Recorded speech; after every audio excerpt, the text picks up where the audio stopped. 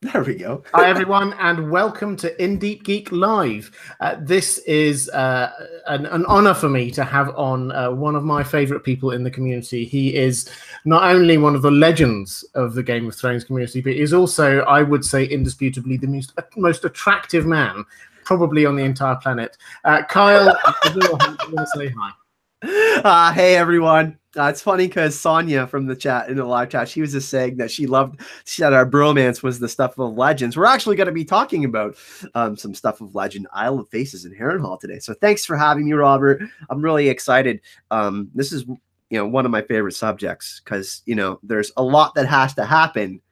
Has to, George. I'm looking at you to let us know about the history and possibly the past of the Isle of Faces in Harrenhal. Absolutely, and we've got two topics today that we're going to be looking at. We're going to look at Harrenhal, and we're going to look at the Isle of Faces. I have a feeling, based on the questions that I've had from my patrons before this, that we're probably going to spend most of our time looking at the Isle of Faces. But let's start with Harrenhal. But before all of that, we did have a couple of super chats coming through. First of all, big thanks to Maura Lee. Thank you. You are an incredibly generous person. Thank you so much for that. $19.99. Just saying, looking forward to the live stream. Thank you. And also Danielle Marston with £5 real money. This is what I like saying, just because I've missed you all. That's very kind. And just this moment, Mazamonti, thank you, £10, even more real money coming through. Thank you so much, guys, as opposed to all this silly dollars when I'm saying real money. So why don't we just start out with Harrenhal. Kyle, do you want to just give us a high level, what's the history of Harrenhal?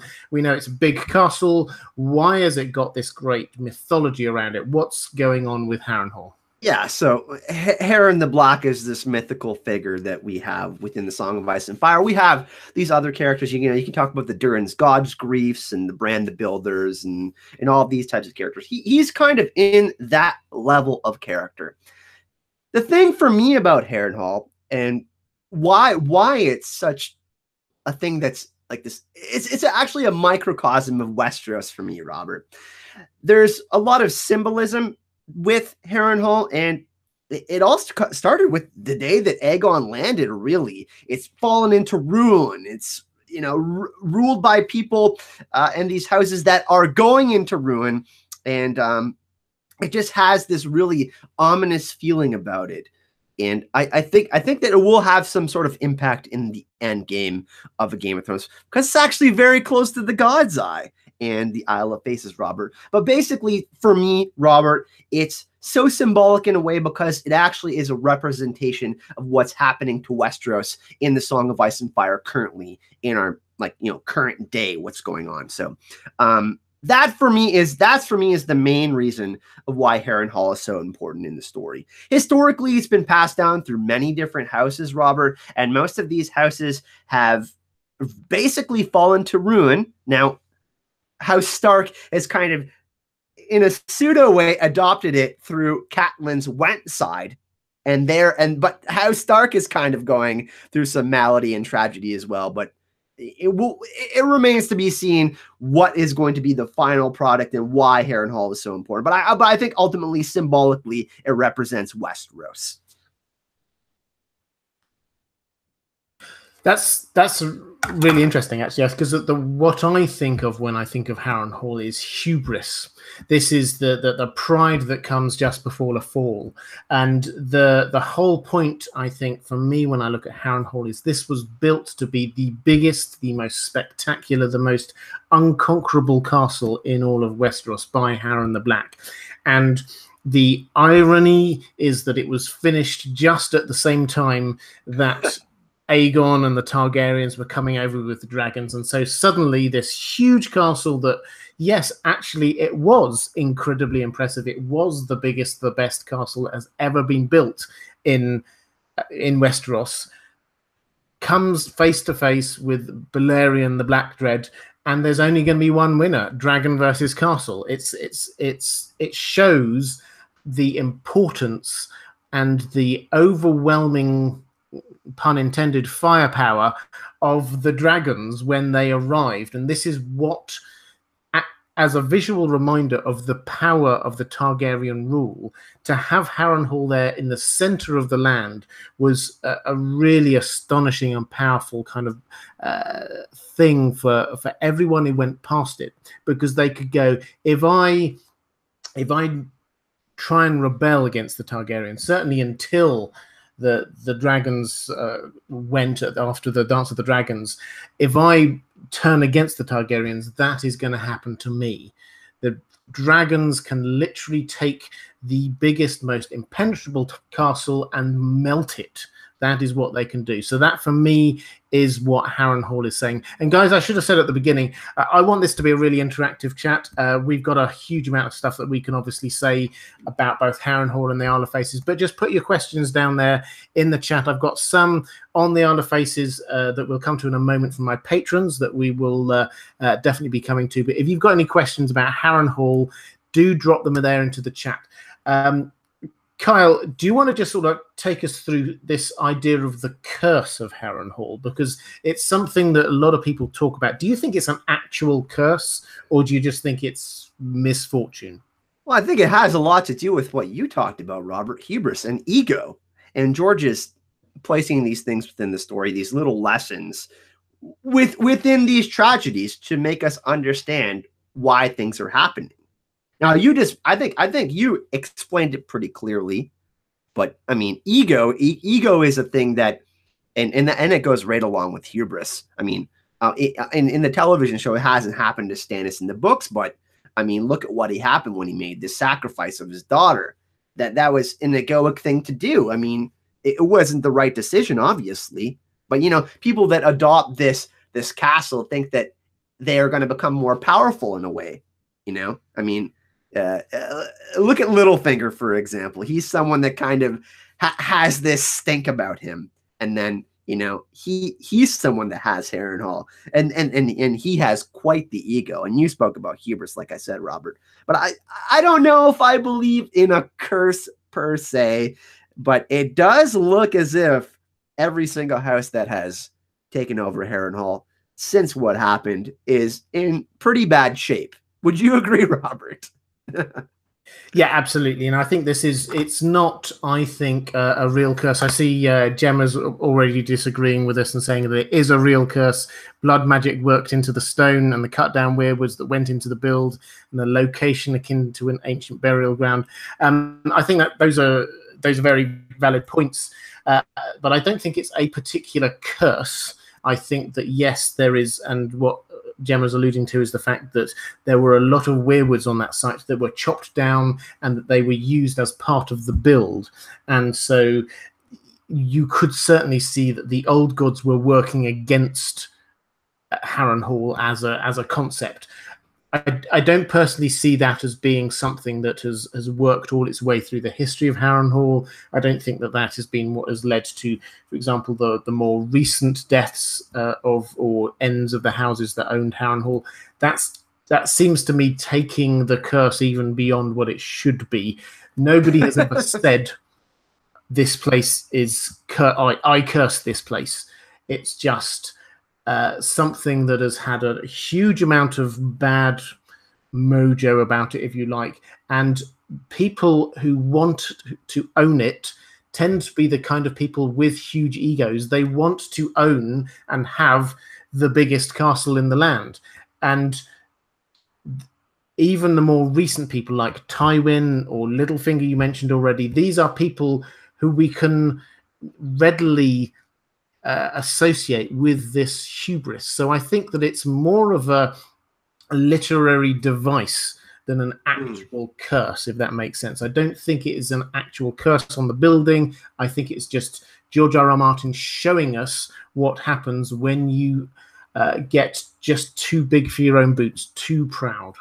You know, what's really interesting is obviously, you know, Aerys Targaryen made Jaime Lannister. I mean, he nominated him for the Kingsguard. Then, yeah, that's obviously discredited Tywin. You know, I mean, Jaime wasn't going to carry on and have children, and that's why Tywin ultimately and Aerys started to have this tension. And we can talk about the tourney of Harrenhal. There's significant events that happen at Harrenhal, and You know, it's all linked really with the Targaryen. It all really happens with the Targaryens. But ultimately, Harren the Black, he was a pretty egoic guy, Robert, and he had these delusions of grandeur. And I think that ultimately we see what happens to his family.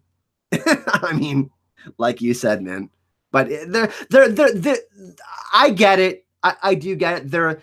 I get the Gemmas of the world that do think that magic is interwoven into some sort of curse or, some sort of end game plot. I personally don't see it that way, though. That's just me. And I think I'd agree. I think there's also an element. Craig White says, I think the curse is metaphorical, as in whoever becomes Lord of Harrenhal has a huge financial burden of trying to maintain it. I think that's certainly part of it. I think a huge amount of people, when owning it, deliberately decided not to try and rebuild it to its former glory. I think that it would have been crippling financially if they had, and just keeping it going on the lower levels, which is basically what was happening with Harrenhal over most of the last 2 or 3 centuries, just using the bottom bits of the towers. Even that took a huge amount of firewood just for the heating the rooms, because the ceilings were so high. It's not just that the towers were high, it's just that each of the rooms within the towers, the ceilings were so high, so it took huge amounts of heat just to keep everything warm. One question that we just... Robert, can I interject for a second? Gemma actually had a great point. Dark energy. There is something to be said about dark energy in history, the past affecting the present and the future. So I think that Gemma does have a good point. There is a dark energy about it. For example, Robert, if you're having a great day and I come to you and I say, Robert, your videos suck, you're going to be affected by that. Now, this is a different type of dark energy. This is a more hateful energy. I don't think that about Robert's videos. Obviously, I think they're fantastic. But there is something to be said about that. The effect that kind of history might have on someone. And I think that's kind of where Gemma might be going with it. And I do think psychologically it could have an effect on people. And George does this all the time, so... Yeah, I think I'd agree. So I think there are a lot of different things here. Just to very quickly pick up on a question, I've lost who it was now, but somebody was asking the materials that go into that were used for it. It appears to be normal stone rather than the kind of the black slick stone that we see in some places, but also they definitely used some of the weirwood trees that they cut down as part of the building materials and as part of the build itself. So the blackened appearance of it is the charring from the dragon flame that has happened there, rather than they built it out of black materials. But yeah, I think I would agree that what we've got is not just there was somebody cursed it and it's been bad ever since. There is a huge amount of factors in here. I think that there is a literary kind of device that George R.R. Martin is using. I think that there is a financial cost. I think there is also, as you say, there's very much the moment that you start saying something is cursed, then people will start to treat it as if it's cursed. If the view of it had been, this is such a marvelous thing, we should all get together and try and rebuild it, that would have a very different feel about it as a place. But the moment you start saying it's cursed, then everybody will start treating it as if it's cursed. So I think there's a lot of things going on there. We did just very quickly have a super chat from Klaus Richter, 10 euros. Thank you very much. Now that this is in the show, he says, now that Littlefinger is dead, who is the Lord of Harrenhal right now? Just want to promote you. Thank you very much. Kyle, who do you think technically is the Lord of Harrenhal right now? I mean, doesn't the Queen of Westeros have power over Harrenhal currently? Yeah, I think I would agree with that. It would revert to the crown technically once, if Littlefinger has no heirs, if House House Baelish has no heirs, then it would revert back to the crown, and the crown would decide where it goes after Technically, that. Sansa could dispute it because it was on her mother's side to House Went. Maybe there can be some sort of dispute there. I don't see that happening. I don't think it's going to be that big of an impact in the show. Maybe the books it might. I just don't see it happening. No, I think you're right, and I think that the old houses who had previously had it, their claim has now gone because the crown has given it to somebody else. So I think that in show canon, it was with Littlefinger, with House Baelish.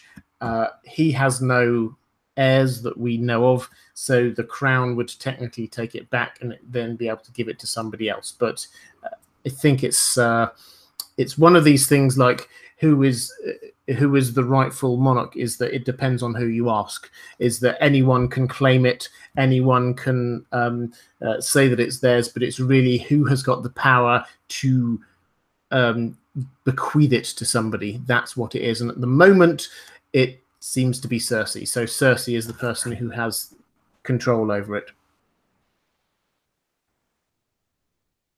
And you know what too, Robert? I think we could probably move on pretty quickly from Harrenhal here. I know you want to talk a lot about the Isle of Faces, but especially in the books, Littlefinger owns quite a few of these pieces, and winter is coming. So I'm thinking, that's a great spot as far as like where they want to distribute food and kind of those routes and stuff like that. Harrenhal is kind of in a unique spot, on these roads to King's Landing in different spots. So I think it might have more of an impact in the books than in the show. Maybe we could have some sort of battle in the show there. I just honestly think I don't know if it's going to be impacted in the show. Yeah, I think I'd agree. I think that on the show, that's probably the last we've seen of Harrenhal. We might get a sort of like a little flyby or something like that, but I don't think we're going to see huge amounts of action in the books. I personally think that the others are going to be heading towards the Isle of Faces. I think that is going to be one of the central points of where we're heading towards. So Harrenhal will necessarily become important because that is right at the north end of the God's Eye Lake. So it will be an incredibly important tactical place for that to be. A lot of people are asking about whether Robin Arryn is therefore technically the heir. This is in the show because he was the ward of Littlefinger. I think this is one for the lawyers, as I was saying, because technically he is that is Littlefinger in his capacity as being the warden or castellan or whatever it is of the Vale of Arryn, rather than his role as being the Lord of Harrenhal. So I think that those are technically two separate things, two different hats that he once had on when he had a head.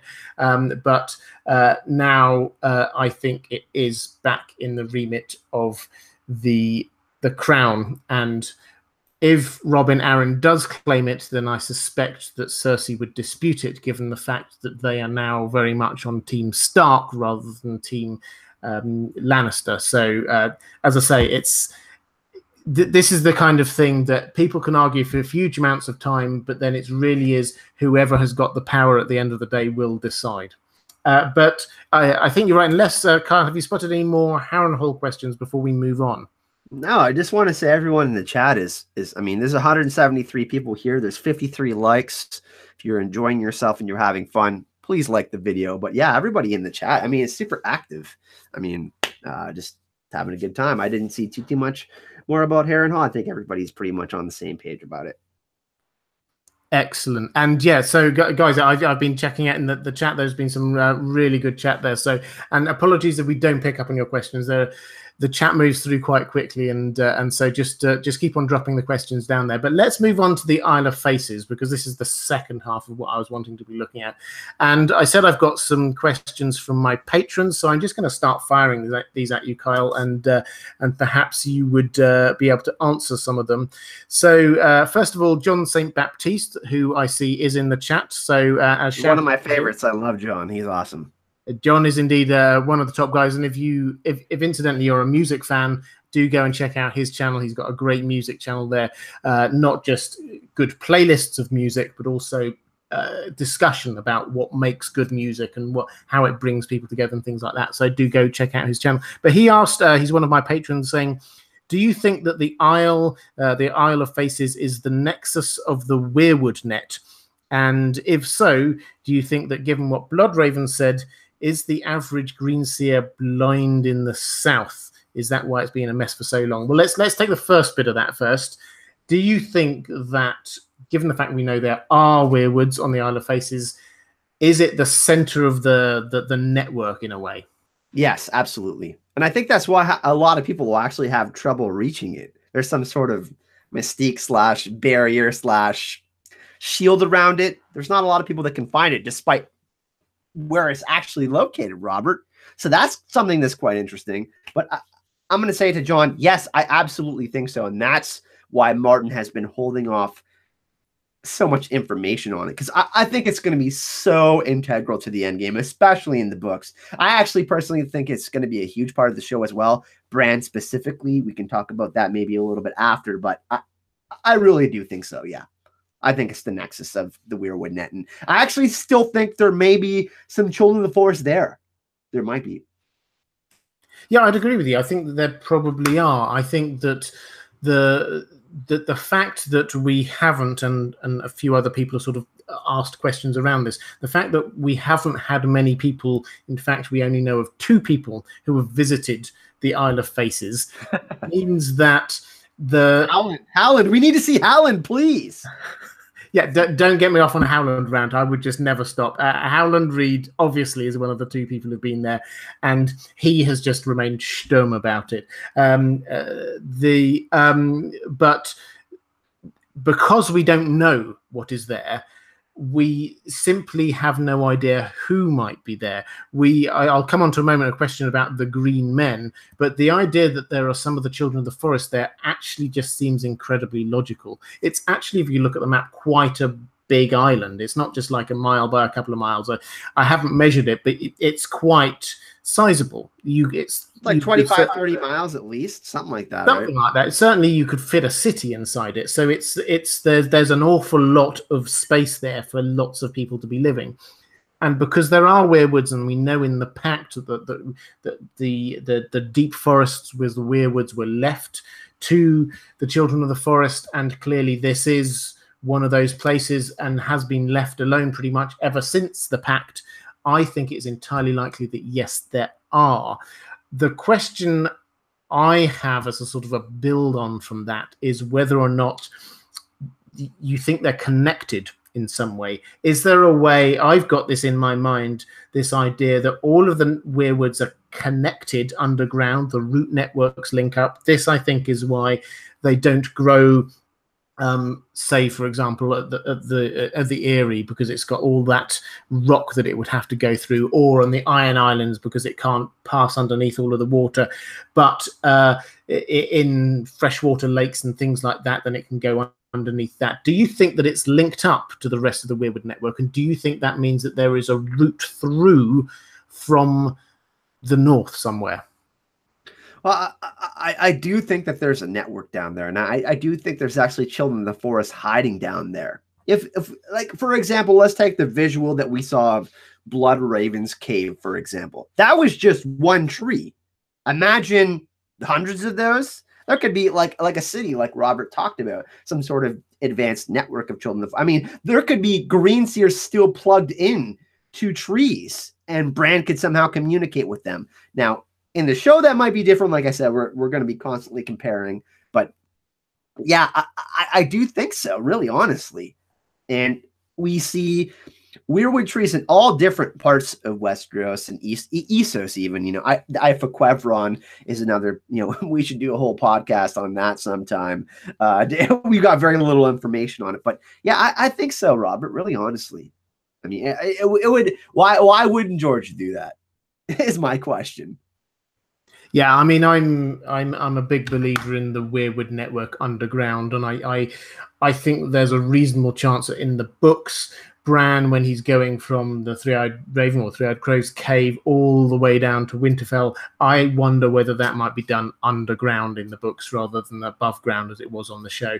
And I do wonder whether or not there is a way all the way down from the north, dotting its way through the various weirwood trees that there are actually in the Riverlands. If you look at it, there are weirwood trees in Raventree Hall, for example. There's a dead one, and Riverrun's got one, and then you've got the obviously the ones. There's one at Harrenhal, and then you get again one, a whole load of them on the Isle of Faces. So there's a way, a pathway every. Not every few miles, but there are more of them than you might think in a line heading towards the north. Let's move on to just to clarify the second bit of John St. Baptiste's question there, when he's talking about, does this mean that green seers are blind in the south because of the fact that there is just this clump of weirwoods there in the center there? What do you think of that one? Well, I mean, I think he's referring to Catelyn, which I know he's not a huge fan of. In the south, the last weirwoods had been cut down or burned out 1,000 years ago, except on the Isle of Faces, where the Green Men kept their watch. So he's basically insinuating that they somehow, their green site is like, there might be one green seer maybe who can see out of there, but because of what happened, it's basically shielded from the rest of the world. I guess I could see that. But I don't know that they're necessarily blind. I just don't think they're reaching out to people. I mean, they don't really have to, do they? I mean, unless necessary. Bran, I mean, we could perhaps Bran could unknowingly be contacted by someone who's there. I don't necessarily think they're blind, though, Robert. I mean, I think they're doing what they're doing to protect themselves and preserve whatever they have.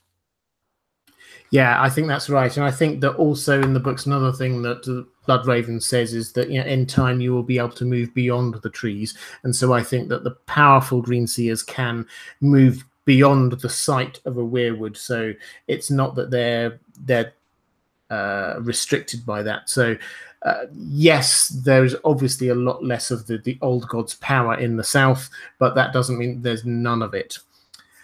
We've had another super chat. By the way, Robert, we kind of saw Bran do that without weirwoods in specific spots of his visions in Game of Thrones last season. So that's kind of to answer that a little bit. He's kind of done that. Bran becoming more powerful. Yeah, absolutely. And they didn't really go through the logic of that on the show, but I think that is reflective of where the books are going to go, that you can move beyond exactly what a weirwood tree can see. So yeah, I think that was a really good point. Super chat we've had from 9 Nichols. Thank you very much. Saying, when Arya was at Harrenhal, she spoke to Ned's spirit. What does that mean for the books, and how does that relate to the term Ghosts of Harrenhal? Great question, Kyle. I'll throw that one at you. Really, honestly, I don't have much to say about this, Robert. I don't think there's anything there. I mean, it's people have dreams and visions all the time in the show. I don't think there's actual ghosts at Harrenhal or anything like that. I mean, symbolically it means something, Robert. But is 9 Nichols trying to imply that there might be some sort of entities that are still there? Like, I mean, this can go back to energy, I guess. But that's about as far as I'll go with it. And I think I'd agree with you, actually. That's it's a great question, but I think that I would say that this is not so much Arya meeting Ned. It was that the people do have dreams, and there undoubtedly is magic in the world, and undoubtedly Harrenhal is a mystical, magical place. It has got a weirwood tree, quite a big and powerful one, and there are weirwoods around there. So this is definitely a place of the old gods, even if it didn't think it was. And in terms of how it relates to the term Ghosts of Harrenhal, I don't think there are literal ghosts, but I think that the idea of the ghost, that the literary device, I've said it before, but I think that there's a huge amount of it going on in Harrenhal, is that this is it's still there, and it's a memory from something psychologically. Exactly. So it's something from the past, and that's the same with people as it is with the actual place itself. And so when we're talking about Ghosts of Harrenhal, it's the kind of place, because it is ruined and it's kind of still slightly smoldery and all the rest of it, you can, when you're walking around it, you can imagine ghosts. And because there are the stories that are connected to it, and there's this idea of the curse, then I think people have got in their mind the idea of ghosts. And it is a very easy place for somebody, as we saw with both Arya and also with Jaqen, for somebody to hide and just disappear like a ghost would. So I think that is where the idea of Ghosts of Harrenhal is. It's not that there are literal ghosts. I think that this is just the kind of place where that kind of ghostly feeling is going on, if that makes sense. To finish off, Robert, let's say you watch a scary movie or some sort of horror film, and there's this setting. And, there's specific kinds of movies where like, oh, okay, this is all happening in someone's mind. And then you have a movie like It, for example, where that being is actually in that specific like haunted house, whatever. I think what we're seeing is kind of the other side of what I first spoke about, is psychologically it has an effect on people, and it creates that kind of vibe, that energy like Gemma spoke about. I don't know if that's understandable by terms of people have seen the movie It or not, but that kind of feeling of dread that's there, that is kind of what's influenced people when going to Harrenhal. I agree completely. There's a feeling that is engendered by the place that it sort of fills everyone and everything that's going on with it.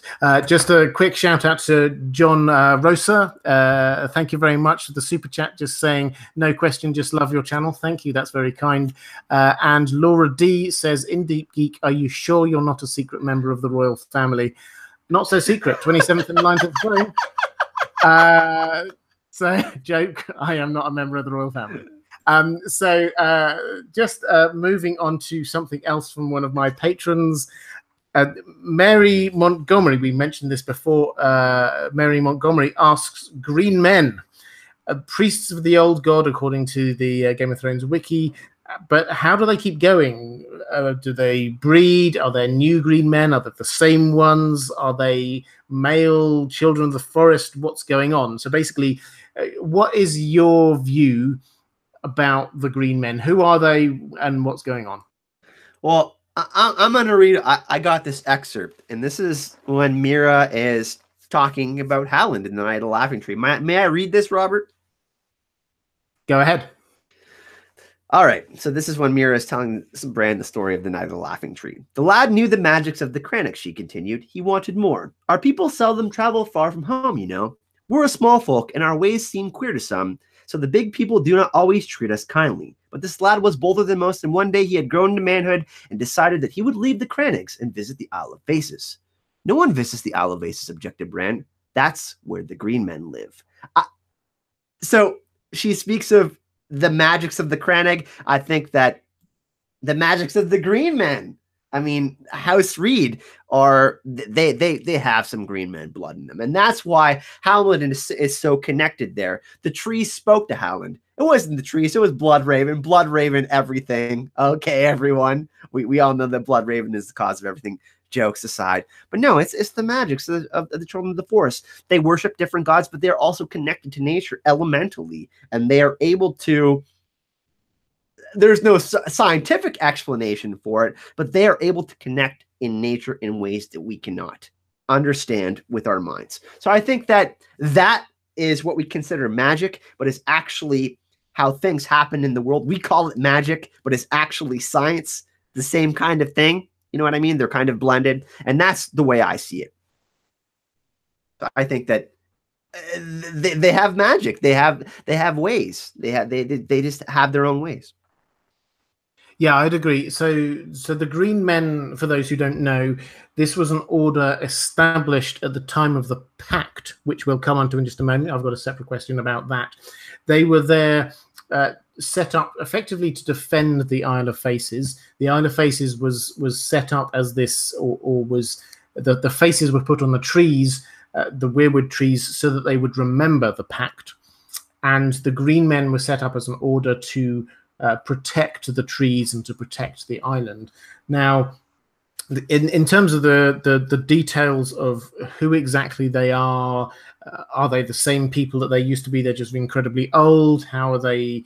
How do they recruit new ones? What's going on with all of that? The honest answer, I have to say, is that we have not been given that information yet.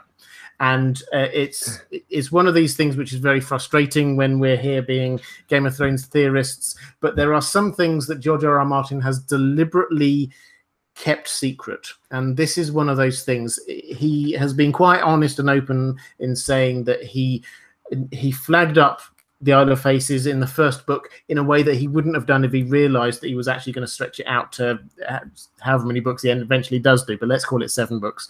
When he thought it was just Robert, don't please. I can't. You can't. I mean, let's face it. So, okay, this is a complete digression here. Don't. But no. I'm gonna go there, Kyle. So, as far as I've heard, The Winds of Winter is going to be like 1,500 pages long. That is effectively 2 books. I could certainly see that he could release this as part 1 and part 2, and then similarly the last book. He's extended the series before in the past. He can do it again. Oh, Robert, I thought we were friends, and you have to bring this up. Wow, how rude of you. Well, okay, I'm not hoping that happens, but I think it's. I know some people that are, and you're crazy. I need the book. Yeah, I'm with you on this one. I need the books. I love the books. I just cannot see that he's going to finish it up in 200-300 page books. They're going to be whopping books, and I think he's going to split them in half at the very least. That's just my view. But the point I was trying to make initially was that the Isle of Faces has been set up by him as a deliberate thing that he is trying to keep from us. He is not wanting us to understand everything about it yet. So he has not given us the information about things like the Green Men. He's given us a few stories from Old Man. He's given us a few rumors. There's a couple of little tidbits in the World of Ice and Fire, and that's about it. So we don't know the detail of it. What we can say is that there do appear to be some people, whether they're children of the forest or humans or whatever, we don't know, who are there, who have spoken to the couple of people who have visited the island. They have also defended it against the Andals, we hear, when the Andals were trying to invade. And they also seem to be able to use magic to deter people from coming there, like getting winds to blow boats away, or getting whole loads of birds to come and flock, and just preventing people getting near the island. So there do appear to be some magical people called the Green Men who are there. In terms of how can they have survived this long, I think the answer is this is a big island, as we've said. This isn't a small island. This is quite a big island. There is probably a community there that has just survived for a long time. And if they're children of the forest, we don't know how long children of the forest live for. It's something that we just do not know. So it might well not be human lifetimes that we're talking about. Just to add this all up, Robert, Linda Antonsen and Elio Garcia. Well, Linda interviewed George R.R. Martin in 1999. And this is the question that she asked him about the Green Men. Will we see or hear anything of the Green Men on the Isle of the Faces? If not, what are they like? Just a secluded order that's never been bothered and has no role in the events of the Seven Kingdoms. This is what George R.R. Martin said straight from his mouth.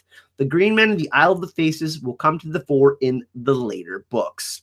So, to answer your question, Robert, we're actually going to get some information on them, which is much needed because we need it. I want to know more about them.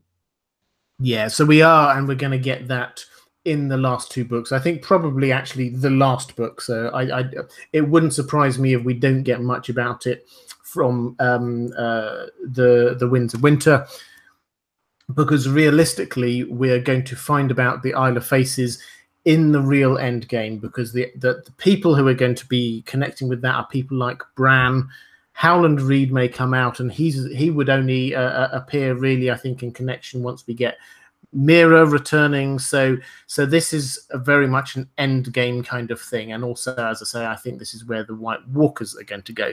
Connected to this, actually, incidentally, we're a super chat from Klaus Richter, another one of my patrons. Hi, Klaus, good to see you. Saying, is the Isle of Faces the final place for Bran? So is this, do you think, where Bran is going to be ending up?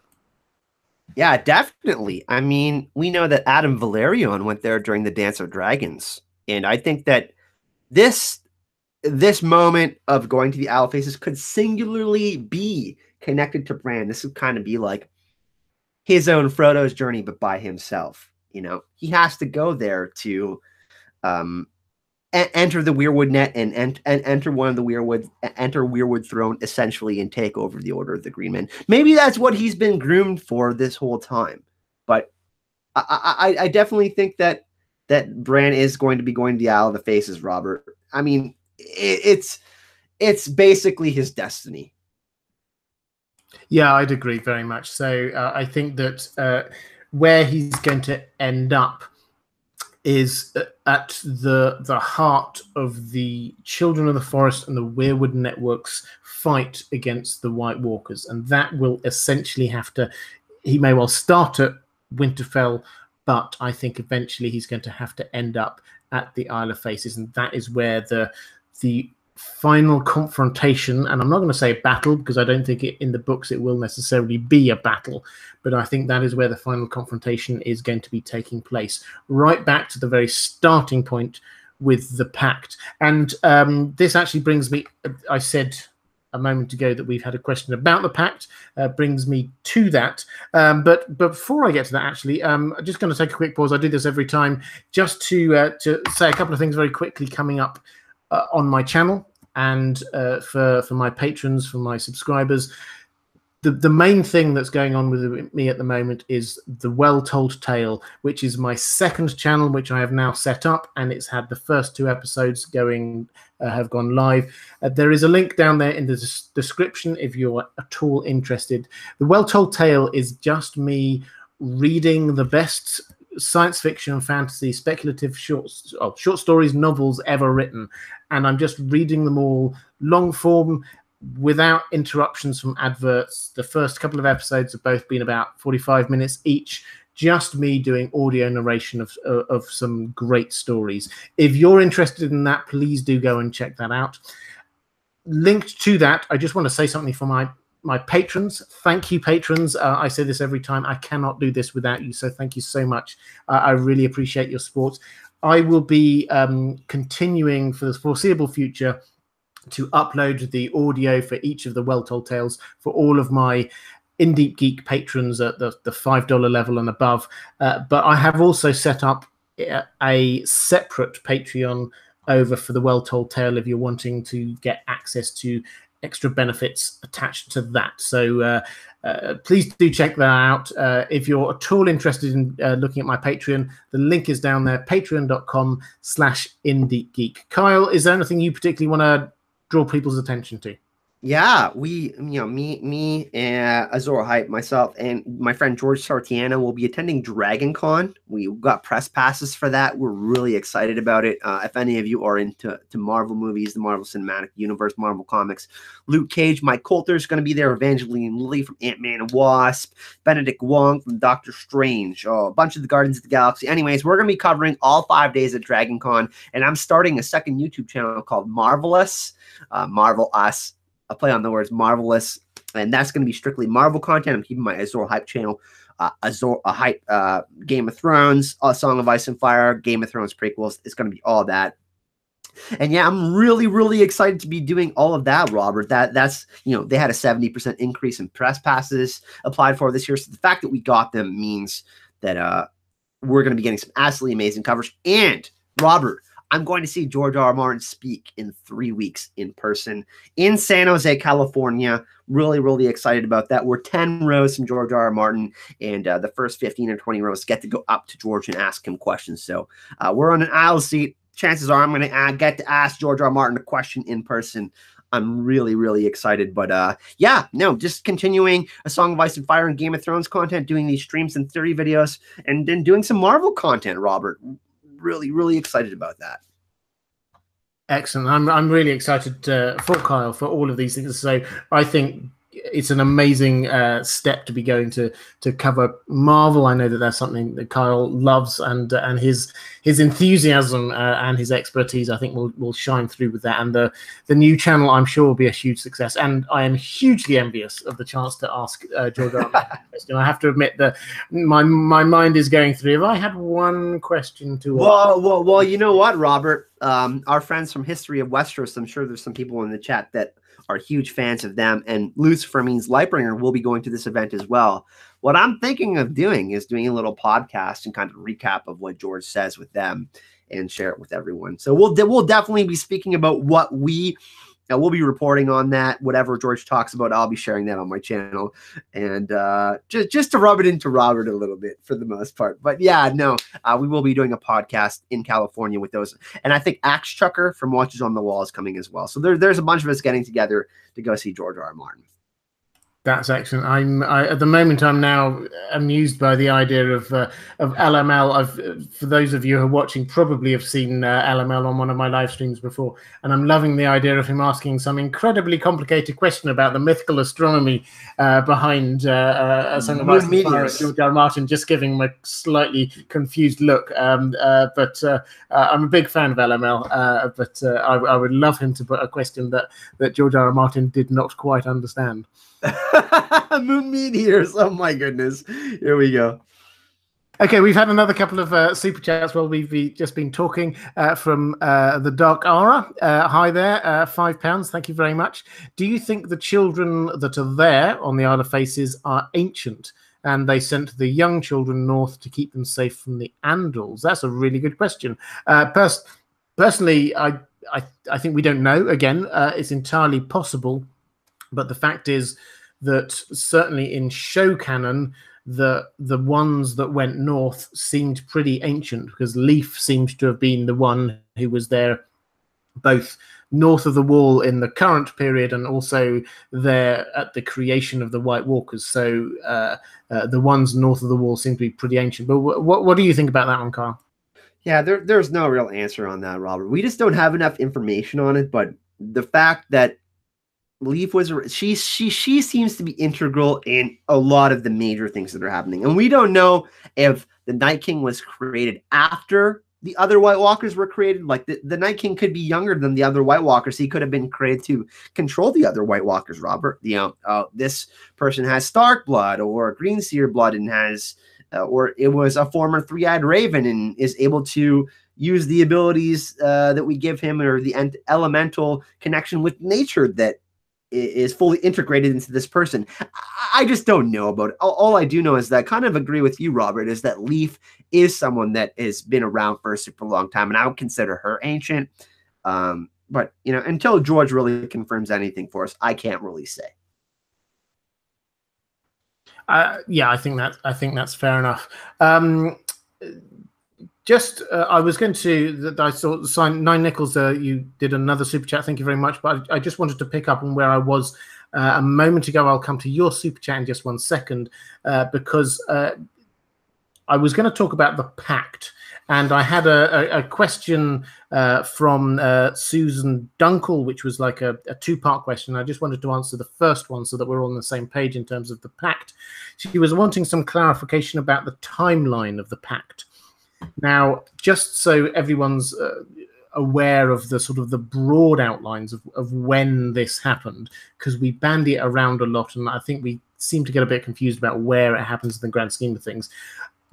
There is a lot of confusion and deliberately put in place, again, by George R. R. Martin about the exact times, because these are ancient history. But roughly speaking, you had 12,000 years ago was when the humans started coming across, the first men started coming across into Westeros.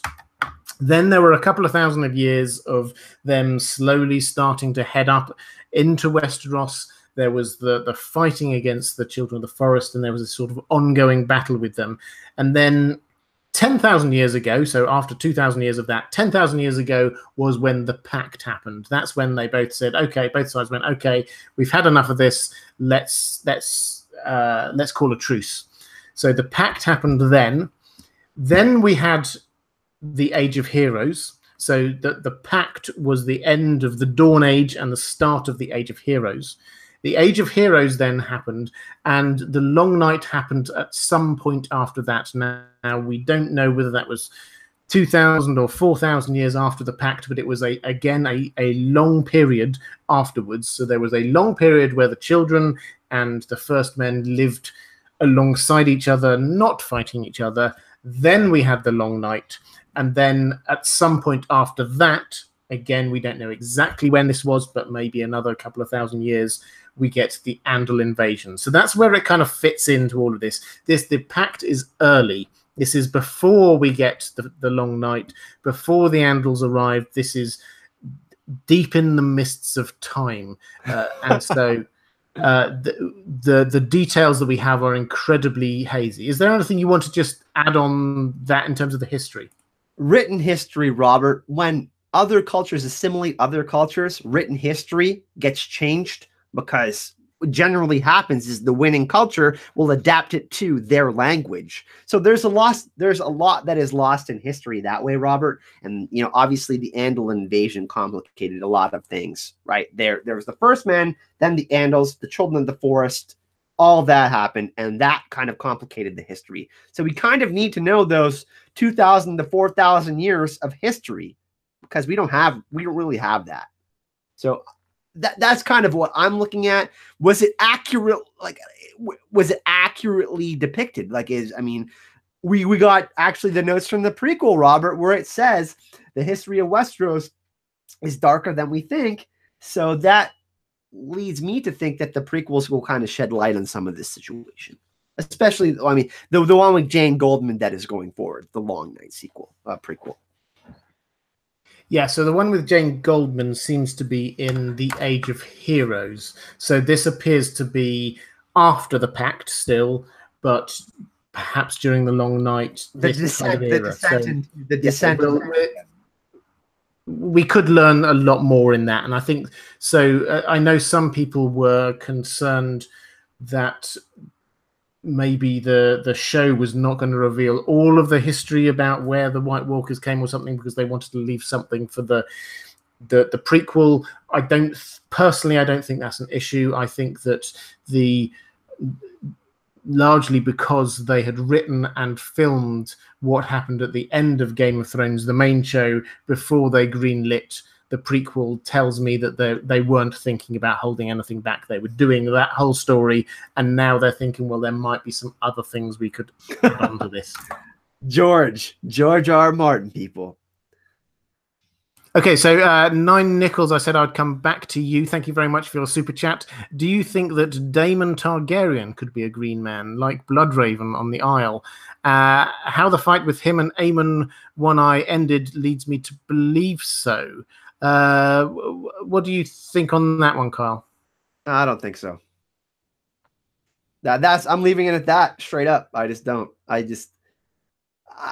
think that, you can certainly read into it, but that's all I got on it.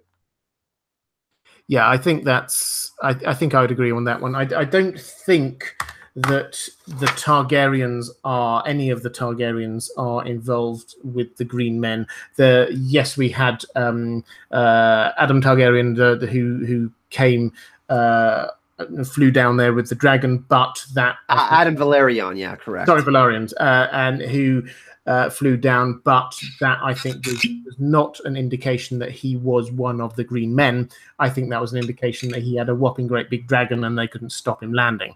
I think that was basically all that was going on there. So in terms of are any of the other characters Green Men? No, I don't think so. I don't think even Bloodraven was part of that world until he got called North of the Wall. I think that he may well have had the powers through his Blackwood heritage, but I don't think that he was fully a part of that world until he had left to go north of the wall. So thank you for the question, but I think we're both agreed that probably not.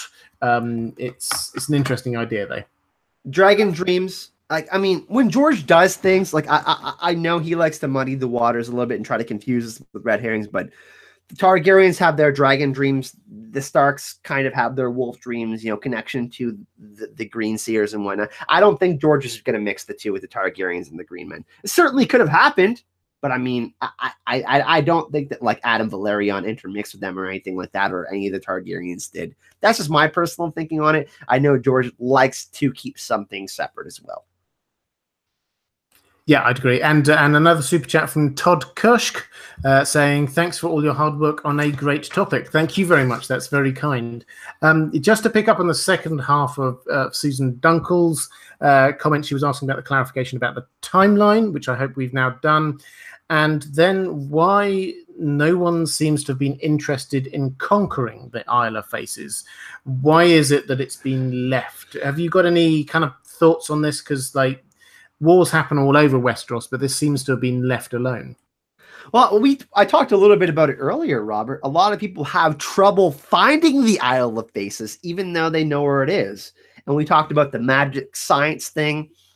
I think a lot of that has to do with it. I mean, we spoke about the power of the three-eyed raven, blood raven, with one weirwood tree.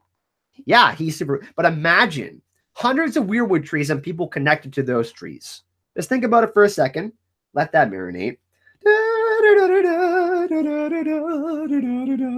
And then think that thought, and okay, now you understand. So basically that. It has to do with, you know, many people predicting that culture, the history there, the weirwood trees themselves. We got to remember that it is not just a political pact, Robert, but is also religious to the Green Men. It's very important spiritually. So I think that in connection with that, you got your answer. I don't know if that made sense, everyone, but that's what I think. I certainly think some of that made sense, Carl. Some of it, Robert. Whoa. Always aim for some of it making sense. That's my motto. I think that I would agree, though, that the reason why the Isle of Faces has been unconquered is the Green Men.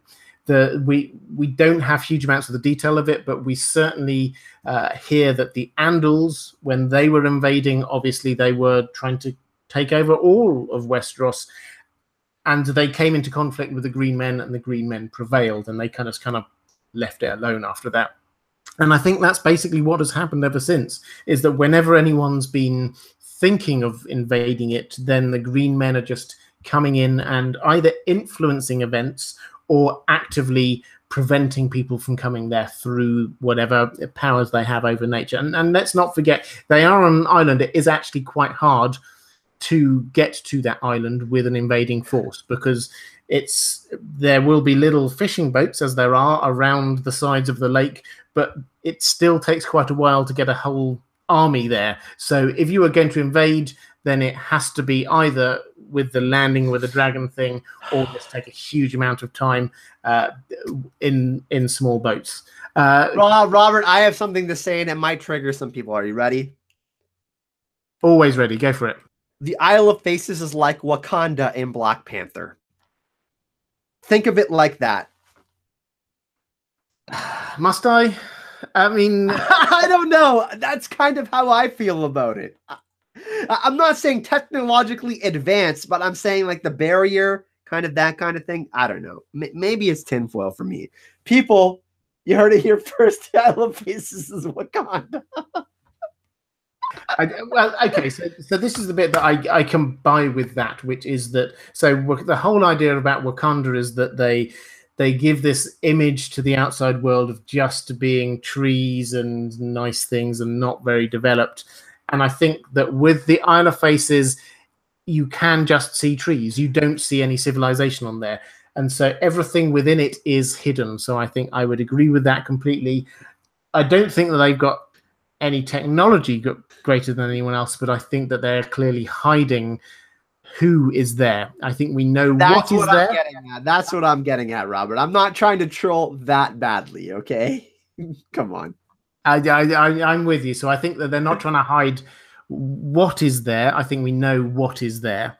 I think that what they're trying to do is hide who is there, which is the Green Men and probably some Children of the Forest. So that's where I come in on that. But I like the analogy. It was a good one, and maybe you can when you launch your Marvel channel, you can say, hey, isn't Wakanda a little bit like the Isle of Faces? Why? Oh wow! Alicia Kingston says definitely ain't no weirwood infused vibranium there. I don't know, but I had fun with. I had to have fun with that one. As soon as I thought about it, I knew people were going to get triggered. Okay, guys, I'm going to start to bring this one to a close. If you've got any other questions, now is the time to start dropping them into the chat. Kyle, are there any questions that you've spotted just as we've been going through that you think it'd be good for us to be picking up on?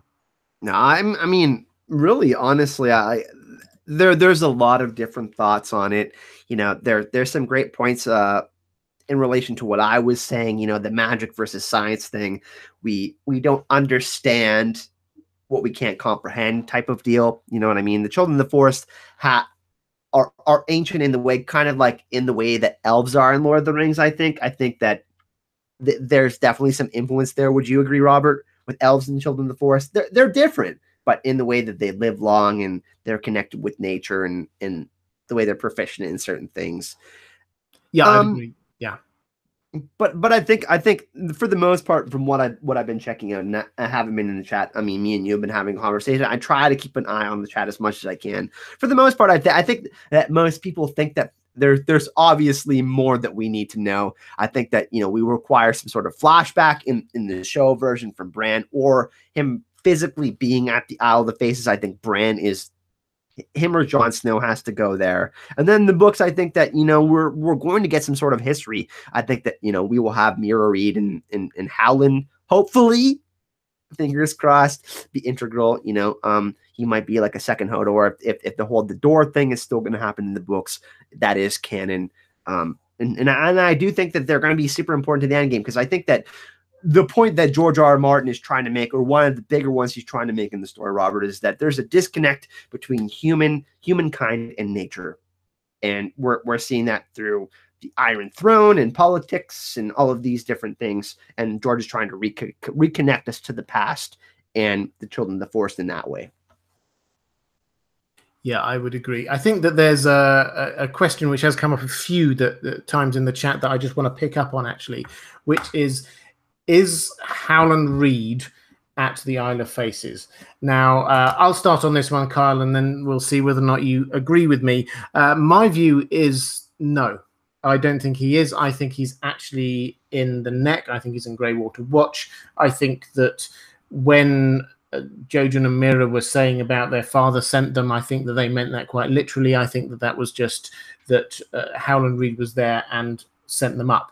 I don't think that means that he's not connected to the Weirwood network. I think that he is. There's a passing reference to he can talk to trees, which seems to be that kind of thing. So I think he is still hooked up to the Weirwood network, but I don't think that he is on the Isle of Faces. I think that he's back home. What do you think on that one? 100% agree. I don't have anything to add to that. Honestly, I mean, I guess I can see why some people think that he's hiding out there. But I mean, I don't know, especially for the books, Robert. I think that he's, I mean, you know, John's going to get revived at some point. I think Howland, especially for the books, is really important to the confirmation of certain things. Obviously, in the show, that's a little bit different because we have Bran and Samwell. So I don't know if they need to include Howland. Some people think that he's dead, which is like, I will be really pissed if they don't include Howland in the show. But yeah, I have the same sentiments as you, Robert. Yeah, I think I'm a huge Howland Reed fan, and yeah, who isn't? But I think that on the show, he may have a little appearance, but it's just going to be a passing appearance. I don't think that he's going to have the central role that he will in the books. In the books, I would agree he is going to be the person who is going to give this the backstory in the way that Bran and Sam have been doing on the show. So he's going to be the person who's going to be revealing what happened at the Tower of Joy, and how this all ties in with who Jon is and things like that. So that, I think, is going to be his role in the books. On the show, I'm sure I said on another live stream somewhere, I could just imagine that he's just going to like appear at the back of a crowd. Yeah, hello, Howland Reed here, just as a kind of like a oh, Robert, no, stop! I'm hurting. This is hurting. Well, I think I would hurt too, but I think it's going to be like that in the same way that there was a nod to the fans with the Sword Dawn, which was there, which there was slightly lingered on for a moment. I think that they will just say, and also the Horn of Winter, that they showed it, they haven't done anything with that. I think that is how Howland Reed's going to happen. They're not actually going to give him a main role on the show, I think. That hurts me so much. That literally hurts my soul, Robert. Well, it's not me. This would be the showrunners. We did have another super chat, Warden of the Dawn. Thank you very much. Talking about the battle above the God's Eye. This is a battle between dragons. Chances that we could see that happen again. Perhaps Jon against the Night King, with Jon's sword going through the Night King's eye. He was Jon's idol. So yeah, I think that's entirely possible. Again, I think that this is entirely possible, or more possible, in the books, where I think that the God's Eye and the Isle of Faces is more important. So perhaps it will happen there. I think that we're definitely going to see some dragon on dragon battles in the show. I think they've got the budget for it, and I'm sure that they have to do that. But where that will happen, probably at Winterfell to start with, and then finally maybe down in King's Landing. I think that they're not going to major on the Isle of Faces. We spoke about Harrenhal. Caraxes and Vhagar killed each other, I believe, fought to the death near Harrenhal. I think that's going to happen in King's Landing in the show with Drogon, Rhaegal, Viserion, that type of deal. Yeah, I'd agree. So I think that there's where we see things happening in the Isle of Faces in the books, those are going to be happening probably in King's Landing, or possibly in Winterfell on the show. Okay, guys, I think I'm going to start wrapping that one up now. There's been a really good chat, but Carl, did you want to just let people know where they can find you on the net? Yeah, you can find me at Azor Ahype on here on YouTube. I have my own YouTube channel. I do a couple of streams during the week. I do some Marvel content and some Game of Thrones content. I'm currently creating a second channel so I can do strictly Marvel content and keep my Game of Thrones channel, Game of Thrones. You can find me on Facebook at Azor Ahype, on Twitter at Azor Ahype. Really simple. Reach out if you want to chat. I'm always down to chat Game of Thrones with anyone. And if you like, you like convention culture, you like, nerd fandom, all that sort of stuff, I go to different conventions and bring my camera, and I bring Tripodric with me, and we do all sorts of filming and stuff like that, interviews. But yeah, you can find me there. And if you do want to support the channel, Azor Ahype on Patreon, all that. Excellent. And I would highly recommend you do go and check out Kyle. As I say, he is one of my favorite people in the community, and that's not just because he's a dashingly good looking chap. That's because he produces some excellent content. For myself, I've already said I've got another channel that has just started up, The Well Told Tale. Please do go and check that one out. If you are a regular subscriber, a regular viewer, and you're at all interested in my Patreon to get access not just to The Well Told Tale, but also my narrations of the pre-release chapters from the Winds of Winter, please do go and check that out. Patreon.com/InDeepGeek. Link down there, and you can always find me in all the usual places: Twitter, Facebook, Instagram, and so on. Thank you, guys. I've really enjoyed this. Thank you to Kyle. Thank you to everyone who's done the super chats, and to everyone with the fantastic chat. There's been some really good questions and comments coming through today, so thank you very much for that. Guys, I will see you again this time next week. Take care, everyone. Bye.